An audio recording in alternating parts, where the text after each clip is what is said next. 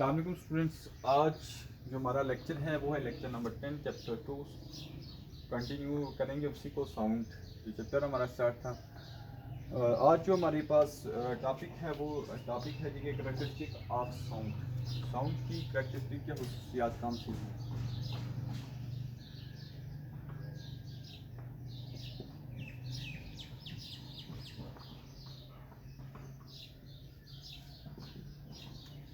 Characteristic of sound.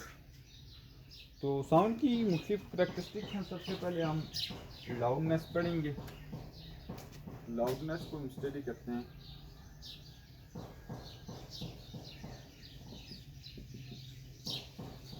Loudness sound की वो characteristic होती है जिसमें हमारे पास वो दो चीज़ों के दरमियान साउंड फ़र्क करती है, एक लो और एक ज़्यादा और कम कह सकते हैं आप कि लाउड एंड फेड साउंड्स के दरमियान जो हमारे पास डिफरेंस क्रिएट करती है तो वो हमारे पास उसको लाउडनेस कहते हैं। कि एक आपकी जैसे हम अगर आप दो आदमी हैं तो वो आपस में बात कर रहे हैं तो वो आहिस्ता आवाज़ में बात करेंगे, उसकी साउंड स्लो होगी। लेकिन अगर एक आदमी है वो एक पब्लिक के साथ एड्रेस कर रहा है, लोगों को कोई चीज़ उनको बता रहा है, पब्लिक में बैठ के स्पीच कर रहा है, तो उसकी जो साउंड की क्या होगी कि स्पीड होगी, या साउंड की हम क्या कह सकते हैं कि जो आवाज़ है उसकी ज़्यादा होगी। ठीक है, उसका स्पीकर। तो इसको बेसिकली लाउडनेस कहते हैं कि आपने कहाँ पे आवाज़ difference between the loud and fade sound. ठीक है, तो जो आपका आपस में गुफ्तगू होगी तो वो हमारे पास जो उसकी साउंड होगी तो वो कम होगी, उसकी फेड साउंड में आएगा। और अगर आप कहीं पे पब्लिक के साथ एड्रेस कर रहे हैं, कहीं पे आप स्पीच वगैरह कर रहे हैं तो वो जो होगी तो वो हमारे पास लाउड होगी।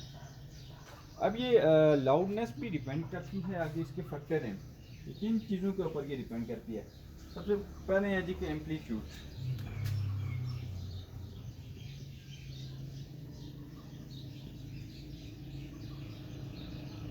तो जो जो एम्पलीट्यूड ज़्यादा होता जाएगा तो हमारे पास साउंड लाउड होती जाएगी। जैसे अगर ये कोई बॉडी है, इसका ये एम्पलीट्यूड इतना है,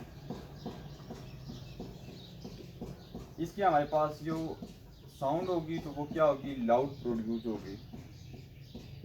लेकिन अगर हमारे पास इसका एम्पलीट्यूड इतना है तो ये हमारे पास क्या होगी कि लो साउंड प्रोड्यूस करेगी। तो ये एम्पलीट्यूड के ऊपर डिपेंड करेगी। एम्पलीट्यूड जितना ज़्यादा होगा आपकी साउंड इतनी ज़्यादा होगी, उसकी लाउडनेस इतनी होगी। अगर वो कम है तो उसकी लाउडनेस कम होगी। फिर दूसरी चीज़ डिपेंड करती है कि area of vibratory body. Area का भी सेम रीज़न यही होगा कि जितना आपका एरिया ज़्यादा होता जाएगा इतनी ही इसकी साउंड वेव्स लाउडनेस ज़्यादा होती जाएगी, और जितना ही एरिया आपका कम होता जाएगा तो इसका क्या होगा, कम होती जाएगी। जैसे हमारे पास अगर ये है ना कि दो कोई ड्रम हैं, ठीक है, अगर उन ड्रम के ऊपर हम क्या कर रहे हैं कि एक लार्ज ड्रम है, एक स्मॉल ड्रम है। जैसे हमारे पास एक ये ड्रम है और एक ये ड्रम है। अब इसका एरिया ज़्यादा है, इसका एरिया कम है। एरिया हमारे पास क्या होता है कि लेंथ इनटू विड्थ। तो इसका एरिया हमारे पास कम है तो इसकी जो लाउडनेस होगी वो भी कम होगी। अगर इसको हम बीट करें, मेन अगर ये है कि एक छोटा ड्रम है एक बड़ा ड्रम है, इन दोनों को हम अलग अलग से इनको चेक करते हैं।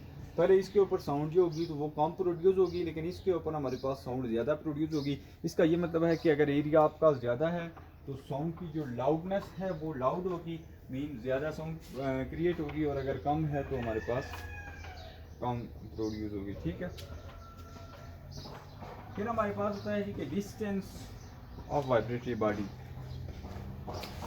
तीसरा जो फैक्टर है वो है जी डिस्टेंस।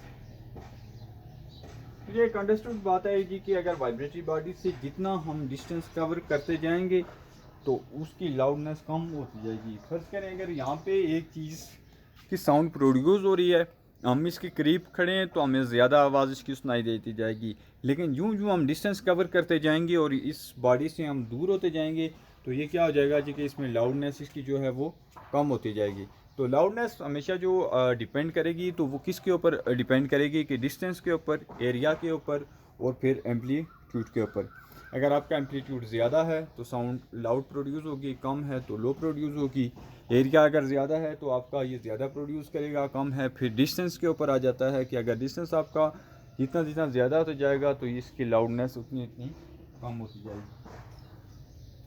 फिर इसकी जो करैक्टरिस्टिक आती है ये थी लाउडनेस, और लाउडनेस किन चीज़ों के ऊपर डिपेंड करती है ये चीज़ है। इसकी जो दूसरी जो आती है करैक्टरिस्टिक वो है पिच।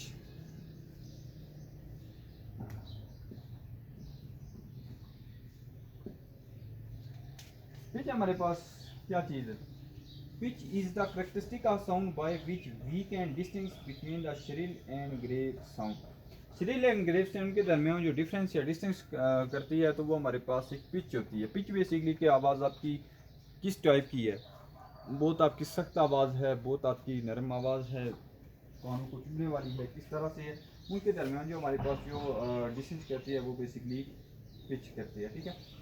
फिर हमारे पास क्वालिटी आ जाती है। The characteristic of boy band beat and distance between two sound of the same loudness and pitch is called quality.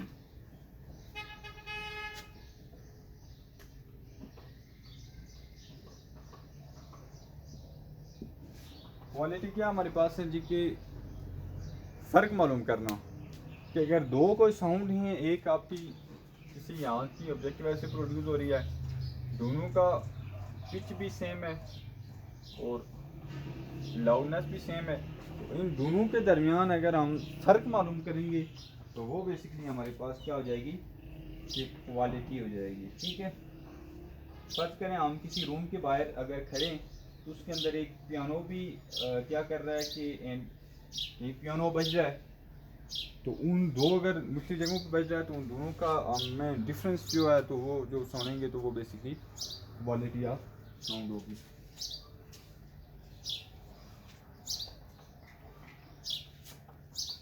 कोई दो मुख्तलिफ चीज़ों की साउंड में। फिर आता है जी हमारे पास इंटेंसिटी। साउंड एनर्जी पासिंग पर second through a unit area held perpendicular direction propagation of sound waves is called intensity.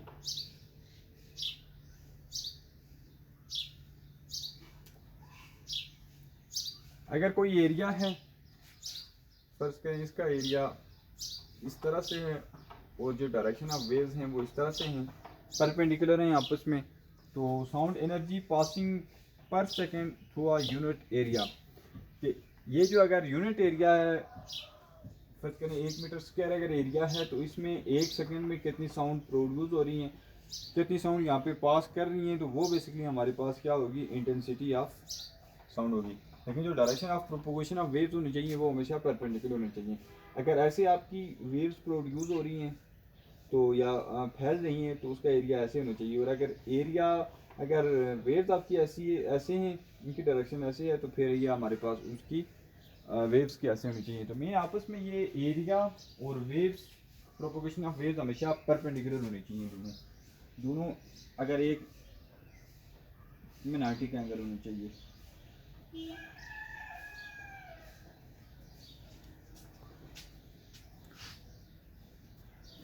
तो इस तरह से ये करैक्टरिस्टिक ऑफ साउंड और साउंड के बारे में जो आज हमने पढ़ा है, इसको आप स्टडी करें। अगर इसमें कोई आपको प्रॉब्लम आती है कहीं पे तो आप इसमें से पूछ सकते हैं। नेक्स्ट हम इसका जो टॉपिक करेंगे वो भी साउंड का ही है। साउंड हम देखेंगे कि इसमें इसके और कौन से फैक्टर हैं और इंटेंसिटी किसके ऊपर डिपेंड करती है। तो इसमें अगर आपका कोई क्वेश्चन है तो आप पूछ सकते हैं। Thank you.